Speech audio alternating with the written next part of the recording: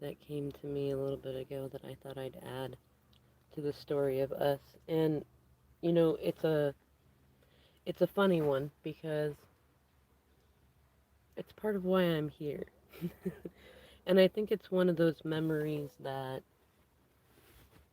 I think it's kind of one of those that highlights the difference between, like, I don't know. I like getting away from labels. I like where people are going with that. Get away from twin flame, soulmate, things like that as much. Don't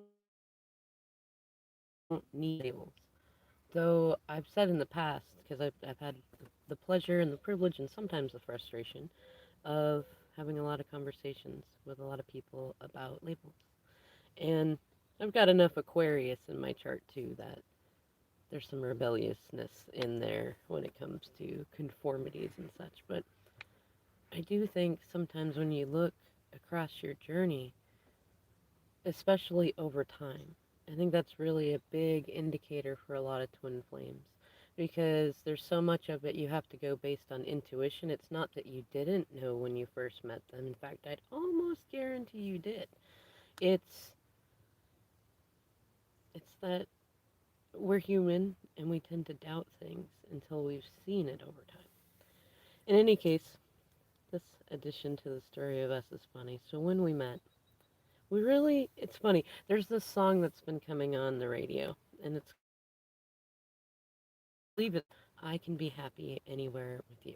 It's a country song, and that might just be the hook, but it's funny because I remember I've told my DM that a bunch, like, and there's a lot of our story where we really, I mean, we haven't lived in a box on a street corner, but we've been in a lot of different situations where there wasn't a roof over our heads exactly, or, like that told me from the get go that, like, whether we had to be in a tent or we were in a huge mansion, that we could be happy anywhere together. Now, I wasn't brave enough to say such things, especially to somebody that I couldn't explain to myself very well how I had such big feelings for them so early on. Though I let spirit inspire me to go wherever it is that I was going to go, and more often than not, he happened to be there most of the time. And then we traded off. There were other times that he would be where I was to say that he would come find me and I would go find him, and it just worked out a lot that way. But when we first were getting to know each other and hanging out, I kind of laugh because one of his favorite things to do that kind of came from his community growing up was to go hang out at Denny's or Sherry's and drink coffee. And it kind of made me laugh because my dad has had lots of different experiences, different groups that do that. So it wasn't something that I was aware that young people did, but it was something I did enjoy doing. I always enjoyed going, sitting there, looking at the comics, doing the word search and stuff.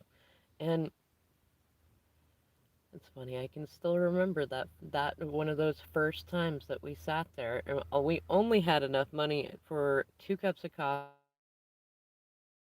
and toast. That's all we had, and a newspaper. And at the time, I think they were still like 50 cents or something. Oh, hey, Kentucky John. But when we pulled out the newspaper, this is something, it literally changed my life. I mean, you can see right now, it changed my life.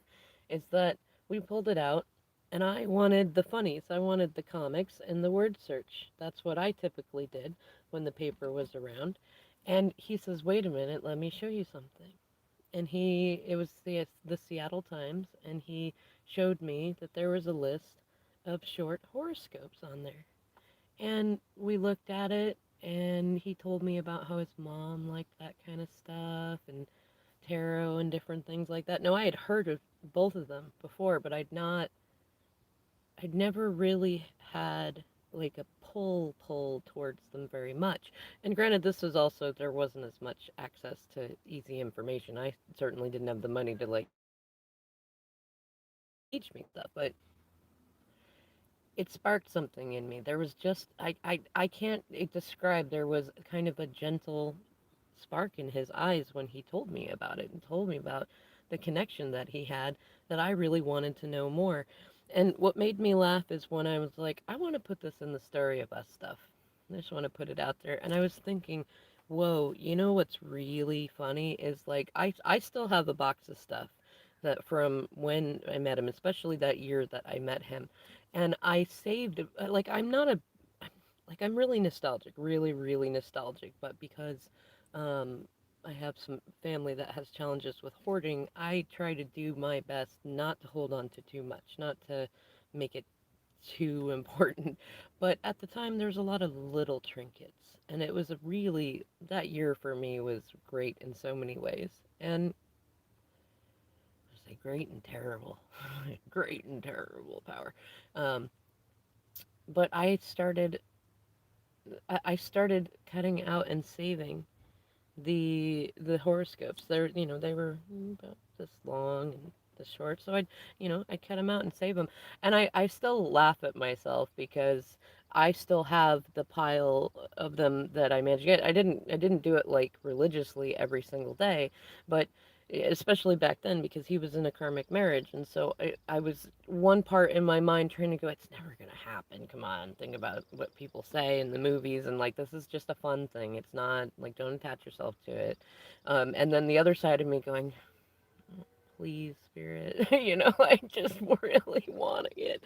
And so I started keeping track because he knew his sign and I knew my sign, and I started keeping track on the horoscopes. And usually when, because my dad got the paper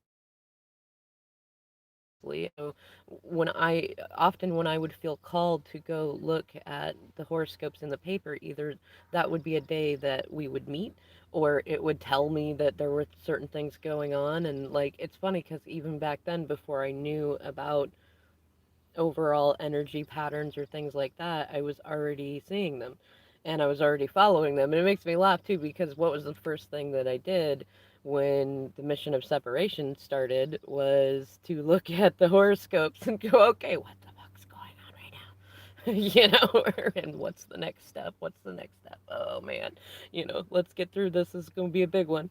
Uh, but it's funny because I know especially now with him seeing what I've been doing with myself since he's been out doing his circusry, that moment, and that would have been almost 20 years ago.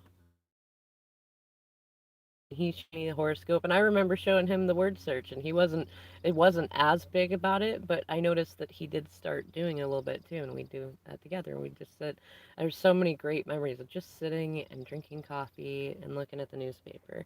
And what's funny too is like later when we had some CPTSD type episodes and stuff when we were moving out here, that was the thing that we went back to.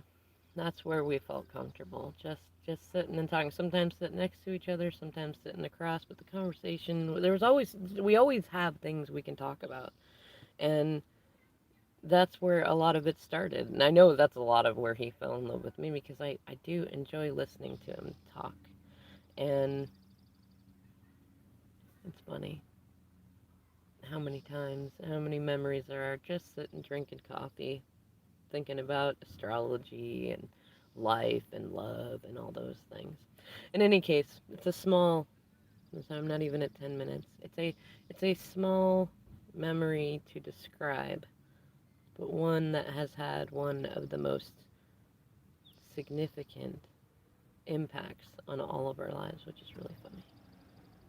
All right, thanks y'all for watching. I'll get on and do some more productive type videos in a little while.